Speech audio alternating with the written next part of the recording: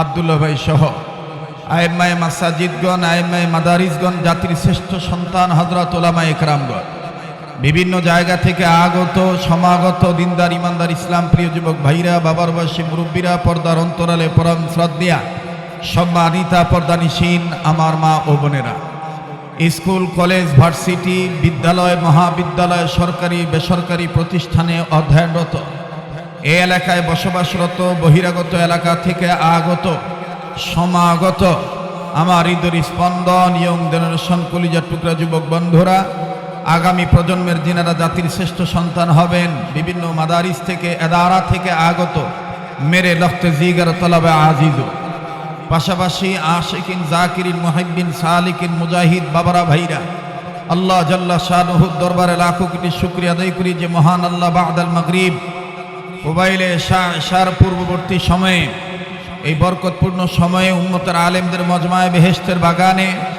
নেক কাজে যে আল্লাহ পাক শরীক হওয়ার তৌফিক দান করছেন, দিল থেকে জবান খুলে শুকরিয়া আদায় করি, কালিমাতু শুকর বলি আলহামদুলিল্লাহ। মহতারাম হাজিরিন, আমার আসলে আসতে মোটামুটি অনেকটাই বিলম্ব হয়ে গেছে, কারণ চিটারগাং রোড সাইনবোর্ড মোড় থেকে এখানে আসাটা বহু দুরুস্কর ব্যাপার। এরপরে এখান থেকে আবার যাইতে হবে আর এক গ্যান্ডাম এলাকা গাজীপুর, তো সেখানে আমার নির্ধারিত সময়ে মঞ্চে উঠতে হবে। এই জন্য এই মাদ্রাসার ইন্তেজামিয়া কমিটি কর্তৃপক্ষ তাদের সাথে মাশওয়ারা ভিত্তিক বাদাল মাগরিব থেকে এসা পর্যন্ত আমার আলোচনা ছিল। তো যাই হোক, আল্লাহ তাআলা আমাদের এই অল্প সময়ের মধ্যে খায়র ও বরকত দান করেন। আল্লাহ আমাদের অতীতের গুনাহগুলি মাফ করে দেন, বর্তমান জীবনের ভুল ত্রুটিগুলি সংশোধন করে দেন, ভবিষ্যৎ জীবনকে আল্লাহ আলোকিত করে দেন। আল্লাহ অত্র এলাকার সমস্ত কবরবাসীদেরকে জান্নাতবাসী করে দেন। আল্লাহ আমরা যারা জীবিত আছি জিন ইনসান প্রত্যেকের জন্য হেদায়েতের ফয়সালা করে দেন। আয় আল্লাহ সবার হায়াতের মধ্যে বরকতের ফয়সালা করে দেন। আল্লাহ উলি আল্লাহর উসিলায় নবীর উসিলায় দয়া মায়া করে আজকের এই মাহফিলে উলামায়ে কেরামের আগমন, মুসলিম মিল্লাতের পদচারণ, এই মজলিসকে আপনি ভরপুরভাবে কামিয়াবি দান করেন, বলেন না আমিন। মুহতারাম হাজিরিন, পবিত্র কোরআনুল কারীমের সূরাতুল ওয়াকিআ থেকে মশহুর একটি আয়াত, প্রসিদ্ধ একটি আয়াতে কারিমা তেলাওয়াত করেছি, যে আয়াতে কারিমার সরল অর্থ হলো, আল্লাহ বলেন নিঃসন্দেহে কোরআনুল কারীম সবচাইতে দামি কিতাব। আমার ভাইরা বলেন তো দেখি, কোরআনুল কারীম দামি না বেদামি? তো আসতে বলতেছেন সবাই, বলেন দামি না বেদামি? রাসূল সাল্লাল্লাহু আলাইহি সাল্লামের পাক জবান থেকে বহুল পঠিত হাদিসের মধ্য হতে অন্যতম একটি হাদিস, মশহুর হাদিস আমি আপনাদের সামনে তেলাওয়াত করেছি, যে হাদিসের তরজমা হলো, রাসূল করিম সাল্লাল্লাহু আলাইহি সাল্লাম বলেন, তোমাদের মধ্যে ওই ব্যক্তি উত্তম ব্যক্তি যে ব্যক্তির সিনায়, যে ব্যক্তির জ্ঞানে, যে ব্যক্তির আকলে, যে ব্যক্তির মেধায় কোরআনের এলেম আছে, নিজে কোরআনের এলেম শিক্ষা গ্রহণ করে এবং অপরকে কোরআনের এলেম শিক্ষা দেয়, এরাই হলো উত্তম ব্যক্তি। খায়রুকুম মান তাআল্লামাল কোরআনা ওয়া আল্লামা।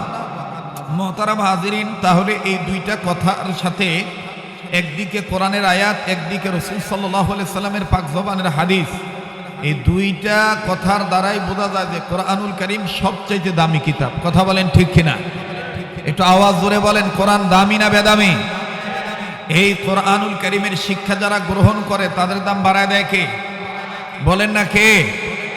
আমার বন্ধুগণ, পৃথিবীতে আজকে যেই বিশ্বে আমেরিকাতে ক্যালিফোর্নিয়ার আওতায় লস অ্যাঞ্জেলস এবং লস অ্যাঞ্জেলেস যেটাই বলেন আপনি, যেই এলাকায় অগ্নি দাবানল জ্বলতেছে, জ্বলে পুড়ে সারখার হয়ে যাচ্ছে, এই লস অ্যাঞ্জেলস এবং লস অ্যাঞ্জেলেস ক্যালিফোর্নিয়ার আওতাধীন একটি বিদ্যালয় ছিল, যে বিশ্ববিদ্যালয়ে, যে ভার্সিটিতে মুসলমানরাও লেখাপড়া করত এবং হিন্দু বৌদ্ধ খ্রিস্টান সকলেই লেখাপড়া করত।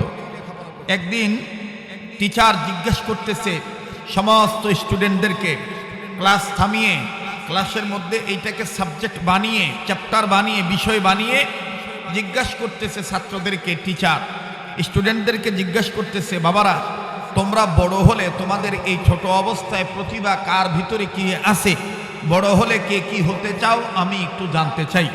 তো প্রথম ব্যাচের ছাত্রদেরকে জিজ্ঞাসা করা হলো, তুমি বড় হলে কি হতে চাও? তো একজন ডাক দিয়ে বলেন, আমি বড় হইলে ইঞ্জিনিয়ার হতে চাই।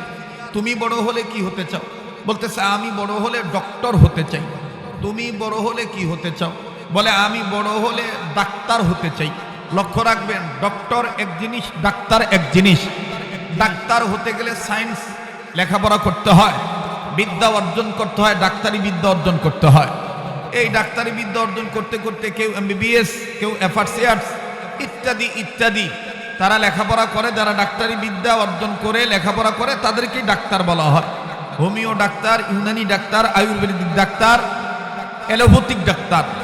আর ডক্টর হলো যারা PhD ডিগ্রি অর্জন করেছেন, তাদেরকে ডক্টর বলা হয়।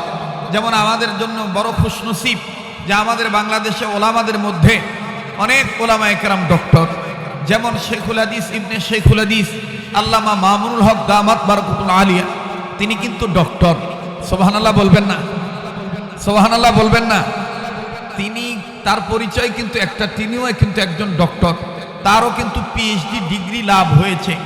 আমাদের বগুড়া জেলার কারবালা মাদ্রাসার স্বনামধন্য মুহতামিম, যাত্রাবাড়ি মাদ্রাসার মুহতামিম মহিউস সুন্নাহ আল্লামা মাহমুদুল হাসান দামাত বারাকাতুল আলিয়া আজাল্লা খলিফা, আমার পরম শ্রদ্ধেয় একজন অন্যতম দোস্ত আহবাব মুরব্বী হযরতুল আল্লাম শেখুল হাদিস আল্লামা ফজলুল করিম রাজু সাহেব, কারবালা মাদ্রাসার যিনি মুহতামিম, তিনিও কিন্তু ডক্টর। এরকম আরো অনেক ডক্টর আছে। যেমন বিশ্বনন্দিত বর্তমান মুফাসসির যিনি, যুবকরা যার মাহফিলে পঙ্গপালের মতন ছুটে যায়, ইতিমধ্যেই আল্লামা মরহুম দেলোয়ার হোসেন সাইদী রহমাতুল্লাহি আলাইহির পরপরই বাংলাদেশে, ভারত উপমহাদেশে যার জনপ্রিয়তা আকাশ চুম্বী অর্জন হয়ে গেছে, ডক্টর মিজানুর রহমান আজহারি, তিনিও কিন্তু একজন ডক্টর। কথা বলেন ঠিক কিনা? এরপরে আমাদের বাংলাদেশে আর একজন ইমান ইমারতের অতন্ত্র প্রহরী, বীর সিপাহ সালার, বাংলার জন্য যিনি জিন্দা শাহজালাল, ডক্টর এনায়েতুল্লাহ আব্বাসী হুজুর, তিনিও কিন্তু ডক্টর। আমার বন্ধুগণ, আমার ভাইরা, তো ডক্টর এক জিনিস আর ডাক্তার এক জিনিস। তো টিচার বলতেছেন, স্টুডেন্ট তোমরা সকলেই বলো তো দেখি, বড় হলে কে কি হতে চাও? আমার কথাগুলি খুব লক্ষ্য করে শুনবেন, তাড়াহুড়ো করে আমি অগুছানো কথাগুলো চেষ্টা করতেছি গুছিয়ে বলার জন্য। মহতারাম হাজিরিন, তো চতুর্থ ছেলেটা ডাক দিয়ে বলতেছেন, আমি বড় হলে ডাক্তার হতে চাই। তৃতীয় জন বলেছেন, আমি বড় হলে ডক্টর হতে চাই। পঞ্চম ছাত্রকে জিজ্ঞেস করা হয়েছে, তুমি বড় হলে কি হতে চাও? সে বলেছে যে আমি বড় হইলে আমি ক্রিকেটার হতে চাই। ষষ্ঠ ছাত্রকে জিজ্ঞেস করা হয়েছে, তুমি বড় হলে কি হতে চাও? সে বলেছে, আমি বড় হলে ইঞ্জিনিয়ার হতে চাই, প্রফেসর হতে চাই, লেকচারার হতে চাই। এরকম বলতে বলতে বলতে বলতে কেউ বলেছেন ফুটবলার হতে চাই, আবার কেউ বলেছেন মিউজিক ম্যান হতে চাই, কেউ বলেছেন গিটারম্যান হতে চাই। গিটারম্যান বোঝেন তো? গিটারম্যান বোঝেন না? ওই যে কিছু ভয় নির্ভূতের আছে, দেখবেন যে মান্দাটা কামরাঙ্গার মতন হয়ে গেছে গা, মান্দার মধ্যে আধা কেজি বুঝতে হইতো না, কথা কয় না, বাবা খাইয়া সাফা ভিত্তে গেছে গা। যেটি আস্তে কথা কইব মনে করেন সম্ভবত বিত্তে ভেজাল আছে, উচিত কথা কইতে তোরা কথা কও। এই ফহিনীর ভূতেরা দেখবেন ওর বাহে সুদে লাভে টেহা লাগায়, এই টেহা থুইব কই? এলেগে গিটার কিনে, গিটার কিনা হ্যাঁ রাইতে ছাদের উপরে ওই টাউলা দৌলা কুত্তার মতন চিল্লায়। এটির নাম আমি রাখছি গিটারম্যান। আসলে গিটারম্যান না, এটি হলো সিটারম্যান। জোরে কথা কইনি কি ম্যান? সিটারম্যান। তো কেউ বলছে তুমি বড় হলে কি হতে চাও? সে জবাবে বলেছে আমি বড় হলে গিটারম্যান হতে চাই। তুমি বড় হলে কি হতে চাও? তো বলেছে আর একজন বলেছেন, একদম ইন্টারন্যাশনাল ভাষা প্রয়োগ করে বলেছেন, আমি বড় হলে মিউজিক হেভেনম্যান হতে চাই। মিউজিক হেভেনম্যান মানে যত ধরনের বাদ্যযন্ত্র আছে, ডুগি, তবলা, খেলগুড়ি, বেনগুড়ি, হারমোনিয়াম, কম্বু, শান্তু, electric drum, hockey stick drum, side drum, kick drum, sideboard, kickboard, ektara, দুতারা, সেতারা, ঢোল, বেহালা যা আছে এগুলো তো আছে। এর চাইতেও অত্যাধুনিক বাদ্যযন্ত্রের আমি মিউজিক হেভেনম্যান হতে চাই, হেভেনম্যান হতে চাই। তো স্যার বলতেছে good, thank you, good idea, good boy, বসে যাও। এবার সবার শেষে পিছনে 8-9 বছরের এক সেট ছাত্রকে জিজ্ঞাসা করা হয়েছে, এই তোমার ধর্ম তো মুসলিম ধর্ম, ইসলাম ধর্ম, তুমি তো জাতে মুসলমান জাত, বাবা তুমি বড় হলে কি হতে চাও? এই ছোট্ট ছেলেটা কোরআনের ছোঁয়ায় সুইত হয়ে বরকত পাওয়ার লাভের আশায়, বরকত লাভের আশায় জবাবে আস্তে করে হুঙ্কার দিয়ে গর্জন দিয়ে বলতেছে, স্যার আমি বড় হলে সাহাবী হতে চাই। আসতে বললেন সুবহানাল্লাহ। কি বলল? আর এতে এর আগে সবাই কি কইছে? গিটারম্যান, সিটারম্যান, একতারাম্যান, মমতাজ, আয়ুব বাচ্চু, আসিফ, আরে কথা কয় না, এগুলো হইতে চাইছে। হ্যাঁ, কিন্তু আমাদের ধর্মের সন্তান সে উদ্ভাসিত কণ্ঠে, উন্মতিত চিত্তে, বজ্র কণ্ঠে, উচ্চ আওয়াজে হুঙ্কার দিয়ে বলতেছে, স্যার আমি বড় হলে সাহাবী হতে চাই। এখন মাস্টার বলতেছে, হোয়াট ইজ দিস সাহাবী? সাহাবী কি জিনিস? বাট ওয়াই সাহাবী? সাহাবী কি জিনিস?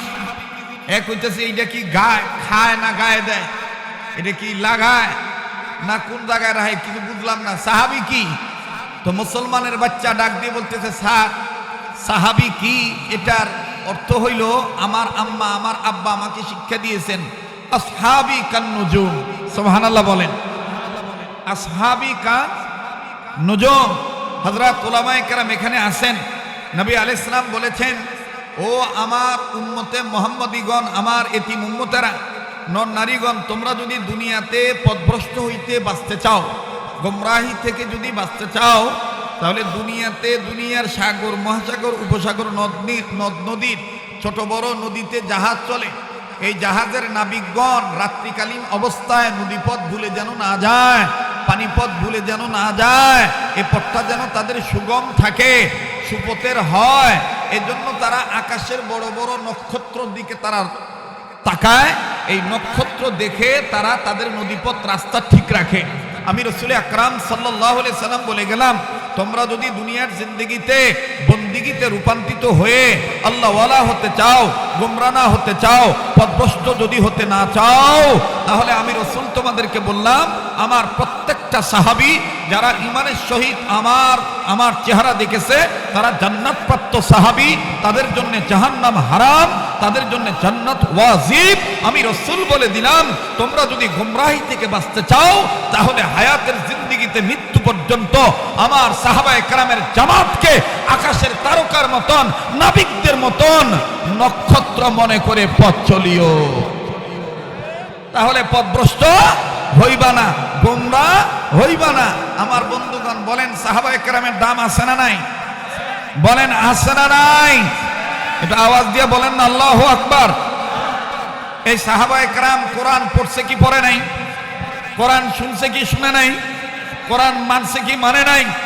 শুধু মানেই নাই, আল্লাহ রাব্বুল আলামিন সাহাবায়ে কেরামদের উপরে খুশি হয়ে আয়াত নাজিল করে দিলেন, ওগো নবী, আপনি যেহেতু তাদেরকে আকাশের তারকা তুল্য বললেন, আমি রব আপনাকে, আপনার কাছে আমার কুদরতি পার্লামেন্ট থেকে অবিনশ্বর ধারা অনুযায়ী আপনার বিশ্ব মিনিস্টারিতে আমি রব্বে কারীম আপনার উপর আয়াত নাজিল করে দিলাম। যারা এই সাহাবায়ে কেরামের মতন কোরআনুল কারীম মনোযোগ সহকারে শুনবে এবং মানবে, আমি আল্লাহ তাদেরকে হেদায়েত দান করে দেব, আমি রব্বে কাবা তাদের জান্নাত দান করে দেব, আমি আল্লাহ তাদেরকে জান্নাতের সার্টিফিকেট, বুদ্ধিমানের সার্টিফিকেট দান করে দেব। বলেন, এ কথা কালামে হাকিমে আছে না নাই? কালামে পাকে আছে না নাই? আল্লাযীনা ইয়াস্তামিউনাল কওলা ফায়াত্তাবিউনা আহসানাহু।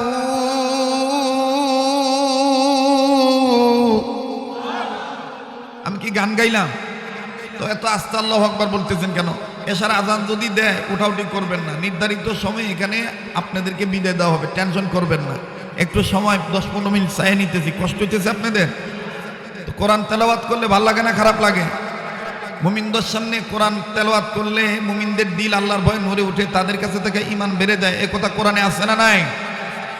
ইন্নামাল মুমিনুনা আল্লাযীনা ইযা যুকিরাল্লাহু ওয়াজিলাত কুলুবুহুম ওয়া ইযা তুলিয়াত আলাইহিম আয়াতুহু যাদাতহুম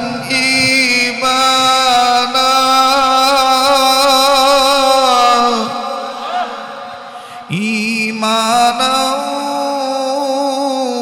ওয়া আলা রাব্বিহিম ইয়াতাওয়াক্কালুন। আল্লাহ বলেন, ওগো নবী, মুমিনগণের সামনে যখন কোরআন তেলাওয়াত করা হয়, মুমিনগণের দিল আমি আল্লাহর ভয়ে নড়ে ওঠে, তাদের কাছে থাকা ঈমান বেড়ে যায়। কেন? এই মুমিনেরা সর্বাবস্থায় আমি রবের উপর ভরসা রাখে। সুবহানাল্লাহ বলেন। এখন বলেন, তাদের ঈমান বাড়ে, তাদের জবান দিয়ে আল্লাহু আকবার আসতে হয় না জোরে হয়? তো কই জোরে বলছেন আল্লাহু আকবার? জোরে বলেন তো আল্লাহু আকবার। এখনো কি রাম বাম চ্যাটার্জি মুখার্জি গঙ্গোপাধ্যায় চট্টোপাধ্যায় হরিদাস পাল লেন সেন দাদা বাবু আমার বন্ধুগণ, এদের ভয়ে কি এখনো চুপ থাকা যাবে? তো মুসলমানের সন্তান হিসাবে উচ্চ আওয়াজে বলেন তো আল্লাহু আকবার। আবার বলেন আল্লাহু আকবার। আল্লাহু আকবার বলতে হবে, নির্দেশ কার? এ তাকবীর কি জামাত, বিএনপি, শিবির, জঙ্গির স্লোগান? কথা বলে না। এই তাকবীর দিতে হবে, নির্দেশ কার?